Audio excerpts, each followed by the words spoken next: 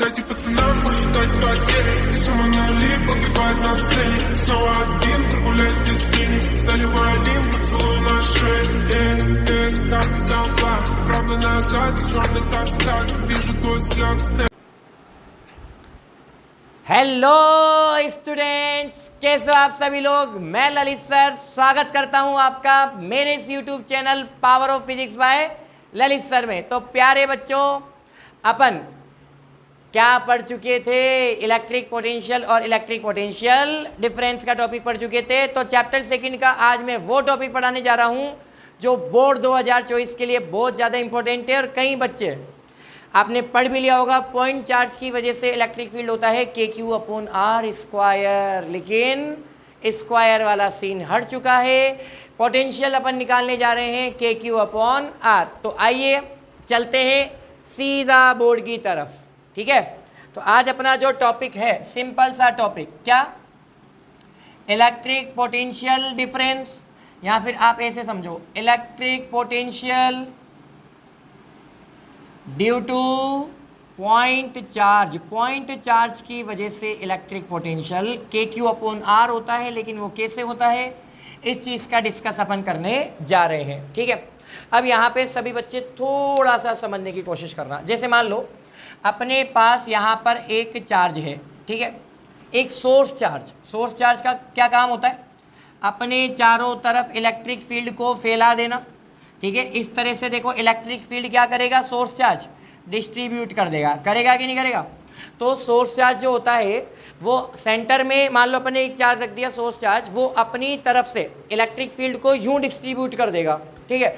अब ये वाला इलेक्ट्रिक फील्ड, सपोज दैट यहाँ पे एक चार्ज रखा हुआ है +Q मान लो, चाहो तो कैपिटल Q मान लो, नहीं चाहो तो कोई दिक्कत नहीं है, स्मॉल q भी मान सकते हो, जैसा आपका मन करे, ठीक है। अच्छा, स्मॉल q मानना है तो ये लो भाई, जरा स्मॉल q मान लो, क्या फ़र्क पड़ता है, ठीक है। तो सुनना मेरी बात बेटा, स्मॉल q अपन ने यहाँ पे ओरिजिन पॉइंट पे एक चार्ज मान लिया, और इस ओरिजिन पॉइंट से स्मॉल r डिस्टेंस पे एक अपने पास अनोदर पॉइंट है, और वो पॉइंट कौन सा है बेटा? P पॉइंट, ठीक है, क्लियर। और इस P पॉइंट के आगे आपको पता है भैया, कहीं भी जाते जाओ आना क्या है? इनफाइनाइट।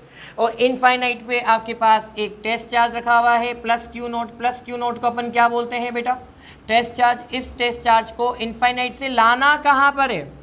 P पॉइंट पे लाना है। तो लाने के लिए जो भी आप एक्सटर्नल वर्क डन करोगे, वो external work done potential energy और पोटेंशियल की फॉर्म में जाके क्या हो जाएगा? स्टोर हो जाएगा, कंजर्व हो जाएगा। लेकिन अब भैया आपको सवाई माधोपुर से जयपुर जाना है तो सीधी ट्रेन तो है नहीं, पहले बरवाड़ा जाओ, निवाई जाओ, दुर्गापुरा जाओ, यानी कि टुकड़ों में जाओ। तो पहले हम इन्फिनिटी से क्या करेंगे? चार्ज को A पॉइंट तक लेकर आएंगे, ठीक है। फिर A पॉइंट से कहाँ लेकर आएंगे बताओ? चार्ज को B पॉइंट तक लेकर आएंगे, फिर B से P तक लेकर आएंगे। तो डायरेक्ट इन्फिनिटी से P तक नहीं लाना, लाना तो है पर टुकड़ों में लाना है, इंस्टॉलमेंट में लाना है, ठीक है। चलो, तो अब भैया A से B तक अपने पास मिनिमम वर्क डन होता है, जिसका डिस्प्लेसमेंट कितना? dx। अब मुझे एक बात बताओ कि भैया ये इलेक्ट्रिक फील्ड है, पॉजिटिव चार्ज की वजह से आउटसाइड होगा, तो इसका इलेक्ट्रिक फील्ड कहाँ तक होगा? P पॉइंट तक भी होगा, B तक भी होगा, A तक भी होगा, लेकिन A के आगे धीरे धीरे आ गया इनफाइनाइट, और इनफाइनाइट पे इलेक्ट्रिक फील्ड क्या हो जाता है? 0 हो जाता है, ठीक है। तो इसका मतलब इलेक्ट्रिक फील्ड होगा बेटा A पॉइंट तक। तो A पॉइंट तक की डिस्टेंस क्या मान लें? x मान लें, ठीक है, क्योंकि डिस्प्लेसमेंट dx माना है। इंटीग्रेशन वगैरह करेंगे तो दिक्कत आएगी नहीं। चीज़ें समझ में आ रही है? चलो, तो अब हम क्या करेंगे? सबसे फर्स्ट पॉइंट है क्या? Electric field. सुनना बेटा, इलेक्ट्रिक फील्ड इंटेंसिटी, ठीक है, electric field intensity on point A पर तो इलेक्ट्रिक फील्ड इंटेंसिटी निकालेंगे, है ना। तो electric field intensity on point A due to charge +Q, जो सेंटर पे इधर +Q चार्ज रखा हुआ है, इसकी वजह से इलेक्ट्रिक फील्ड क्या हो जाएगा आपका? बताओ, KQ/R²। तो R की जगह डिस्टेंस क्या है? x²। होगा कि नहीं होगा? अच्छा, स्मॉल q ले लेते हैं बाबा, नहीं तो तुम बोलोगे सर कंफ्यूज कर लिया आपने। तो E = KQ/x²। चीज़ें समझ में आ रही है? चलो, ये अपने पास सेट हो गया। अब उसके बाद अपन निकालेंगे वर्क डन। क्या निकालेंगे प्यारे बच्चों? Work done. तो थोड़ा सा इधर देखो, आपको पता है वर्क डन क्या होता है? हाँ बेटा, फोर्स इनटू डिस्प्लेसमेंट। डिस्प्लेसमेंट कितना है? dx, तो dw इज इक्वल्स टू हो गया बेटा f इंटू डी एक्स। अच्छा, इसमें एक लफड़ा है कि भैया f की वैल्यू तो है नहीं लेकिन e की वैल्यू है, तो f और e में रिलेशन कौन सा होता है? f इज इक्वल्स टू होता है Q not E, electrostatic force, क्योंकि भैया Q नॉट को इसके पास लेकर आ रहे हैं तो ये इसको धक्का मारेगा तो बेचारा ये फोर्स को तो फील करेगा ही करेगा, ठीक है।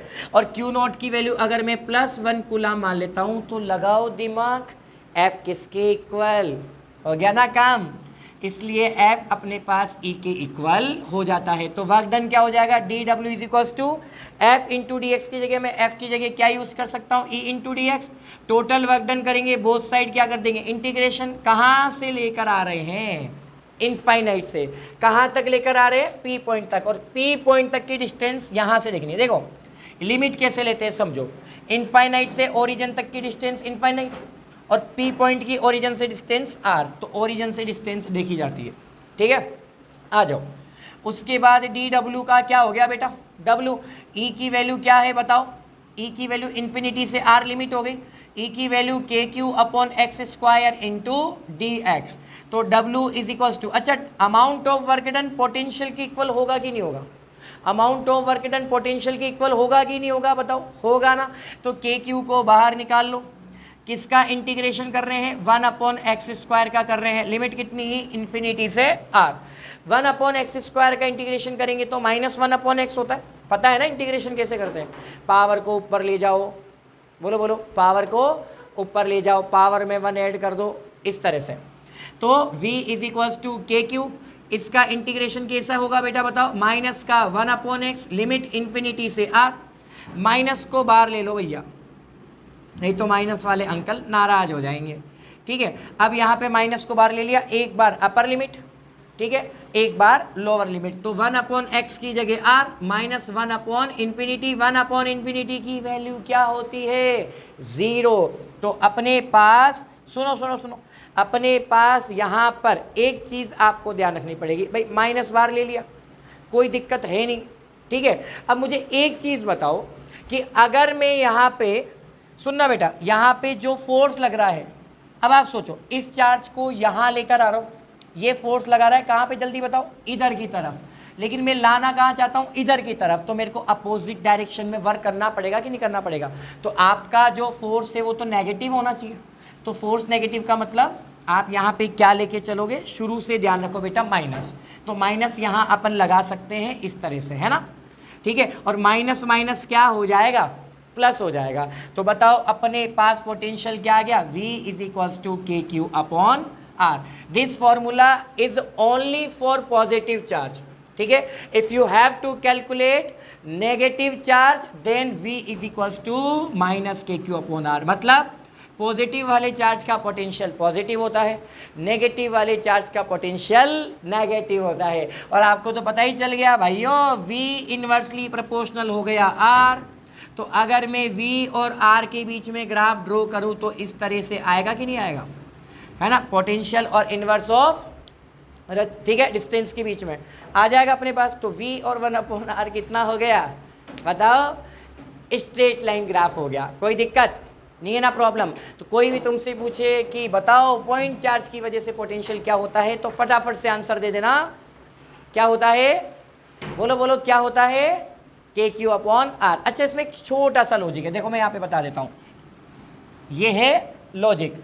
अगर Q ग्रेटर देन 0 है तो V ग्रेटर देन 0 है, दैट मीन्स पोटेंशियल पॉजिटिव होगा, आउटसाइड होगा, ठीक है। और Q लेस देन 0 है तो V भी less than 0, that mean potential negative होगा, इनसाइड होगा, क्लियर। तो प्लस का पोटेंशियल प्लस, माइनस का पोटेंशियल माइनस। सिंपल टॉपिक आपका ये कंप्लीट हुआ। बस अगला टॉपिक मैं लेकर आऊँगा नए वीडियो लेक्चर में, तो आज के लिए इतना ही काफ़ी है।